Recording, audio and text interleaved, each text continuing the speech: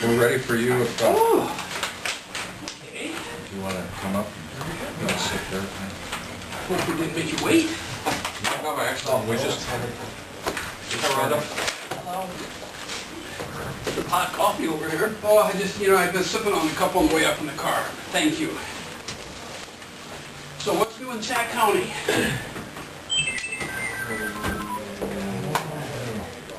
The list is so long. The wind is blowing from The the wind is blowing from the north. I asked what was new. Well, thanks for giving me a few minutes of your time, giving me your agenda. I'd like to always just give you a little bit of update and tell you about the people from your county that we're serving and so forth. So, let me start by sharing that we have from Sac County, 13 people. And I think I mentioned before, we've had people from Sac County, I think from day one, or at least month one. And it's always appreciated working with them and your folks and so forth. So we have one person from Sac County that lives in ICFMR. ICFMR is Intermediate Care Facility. We're not retarded, that's the level of most severe disability, people that need the most amount of care. There's multiple disabilities, so we have one person in that program. We have 9 in the what's called HCBS, that's the Home and Community-Based Services Program. It's a Medicaid waiver program. We have one cottage on our campus that's certified in that, and you have one person that lives in HCBS but on campus. The others are scattered around in small 3 to 5 person homes around the community. And then we have 3 people that we provide just day services for, vocational or day implementation type services. So that's the 13 people that we serve in your county, and again, appreciate the opportunity to do that. I thought I might just give you a little bit of an update of some things that's been going on at New Hope. One is I should have told you about the remodeling that we're doing in our houses on campus, and we finished the second one this year. So again, we're dealing with 33-year-old buildings that just need some pretty significant kind of renovation. So we completed the second one of those, and people are living there, and they're very pleased with the new home, the new environment. Staff find it very conducive and very efficient and so forth. And I think I told you last year what we did. But the first one, we did something almost identical to the second one. We basically turned a 12-person house into a duplex. So instead of one home for 12 people, it's almost like 2 homes for 6. There's still a central kitchen between the two, but each side has its own living room, dining room, its own laundry room, obviously its own bathroom, restroom facilities. And so by having groups basically live in a smaller setting, it's quieter, more efficient, less chaotic, less confusion, and just more homey. So we did that. I also want to tell you that we have, of all the people we serve, we have 70 people working in businesses, in 25 different businesses in Carroll. And in our workshop, in our work activity center, we've have 145 people involved, not all at one time. A lot of people have spent part of their week working in the community and part of their week in our work activity center. But overall, there's 145 people. We've completed work for 28 different businesses, basically from central and western Iowa, as far away as Des Moines, Adair, Fort Dodge, and of course several in Carroll County. One of the exciting things that we've done this past year is purchase the old Pack and Save grocery store. We're in the process of remodeling that, and half of that building will become our new thrift store, our new bargain shop, and the other half will be an enlarged vocational training center or work activity center. It's currently in 2 buildings, and we'll be able to combine that into one for much more efficient operations, much safer environment, much more efficient in its ROE. We got a community development block grant to help pay for the remodeling. It won't do it all, but do a nice chunk of it. And because of that, we're able to do some very nice energy efficiency things in the building. We're doing geothermal heating and cooling, we're putting in energy efficient lighting, some of those kinds of things that we could not have done without the community development block grant. So we're very fortunate to have that. Looking forward, we have some challenges like everybody else. One big challenge we have is the recruitment and retention of employees. We employ over 400 people. Our wage scale still is below average for at least the larger businesses in town. Carroll is still in a very tight labor market. We read in the paper about nearly 10% unemployment nationally. Well, we still have in our area about over 4% unemployment. So it's still a very, very, very tight labor market, and we kind of get stretched in two directions. We still have a tight labor market, but there's some funding cuts and so forth, which makes it just compounds the problem of recruitment and retention of employees. So we're just recognizing that as a pretty significant challenge. Some ways that we dealt with budget cuts this year is to freeze salaries. It makes it extra hard when you're already below average. You can't do anything to get caught up a little bit. So full salaries, we reduced our 401k match from 3% to 2%. We're reducing client travel out of Carroll County.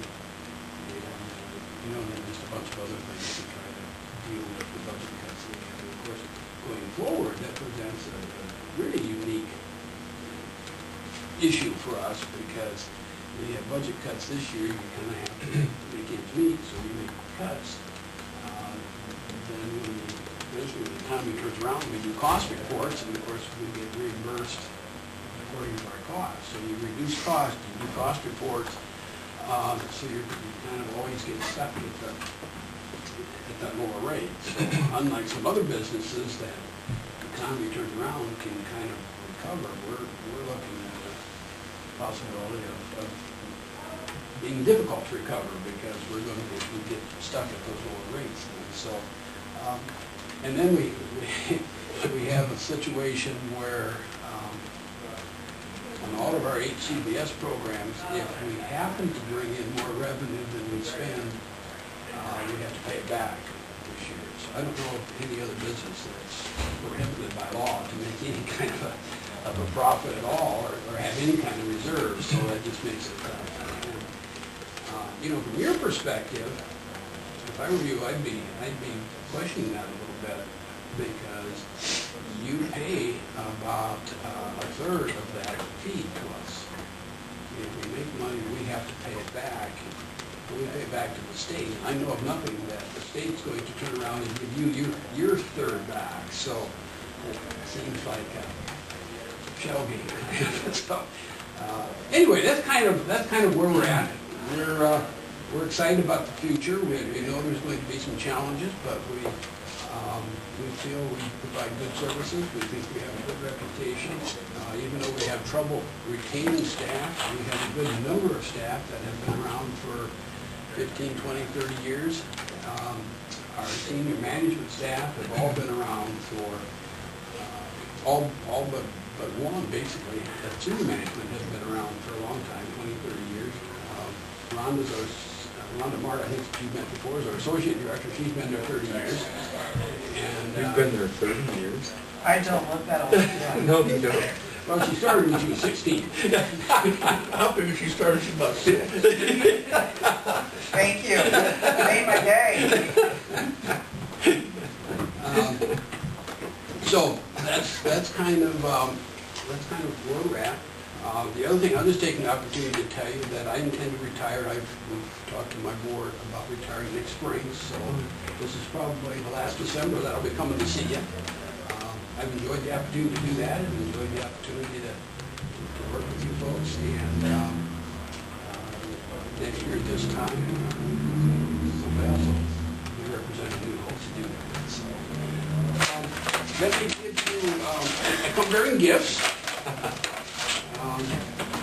No real big deal, but little box that you can use, and I assure you that I've been able to purchase those and still stay within the legal limits, so you can feel free to accept that, certainly.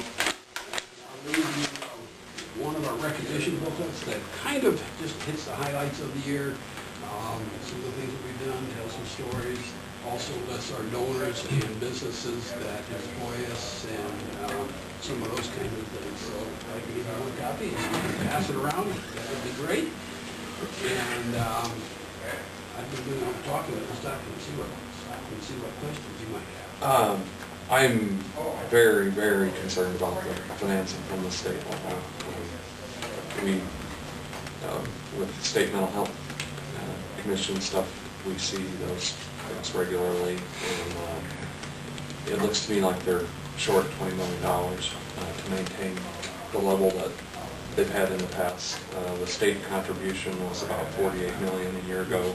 They used in the 60s. That's what they expended as far as that commitment. I'm really concerned about what they're going to do and how they're going to do it for the next years. I am too. I did happen to see yesterday the legislative priorities that the commission came up with, and I noticed priority number 1 deals with their funding. Well, and that's just the arrangement that they made in '96 and their ability to maintain that arrangement. They just haven't.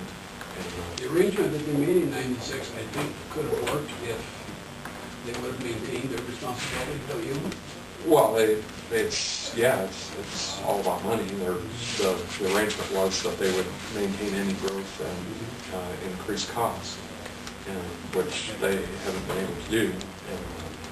And it saved their bacon a year ago in that our money from the federal stimulus kicked in about $20 million. Well, that's not there this coming year. So Some of us there for the first 6. Well, it runs out January of 11. It's not right.